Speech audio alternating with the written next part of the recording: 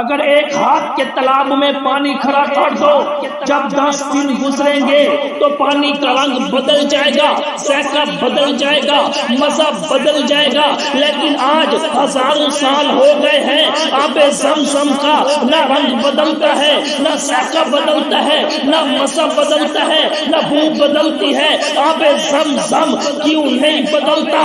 اس لیے کہ زمزم کے کنویں کو ایک پیغمبر کے پاؤں کی ایڑی لگ چکی ہے۔ میرے بھائیوں، نبی کے پاؤں کی ایڑی پانی کو لگتی ہے تو پانی نہیں بدلتا۔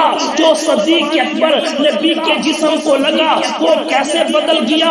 وہ فاروق اعظم جنرل صحابی جناب محمد رسول اللہ کے جسم کے ساتھ لگا، وہ کیسے بدل گیا؟ ہمارے پیغمبر سے ہزاروں سال پہلے ایک پیغمبر کی ایڑی پہ پانی لگا، نہ پانی کا رنگ بدلا، نہ مزہ بدلا، نہ بو بدلی، نہ ذائقہ بدلا، نہ مزہ بدلا۔ لیکن محمد کے ساتھ 1400 سال سے جو صدیق سویا ہوا ہے، نبی کے بعد وہ کیسے بدل گیا؟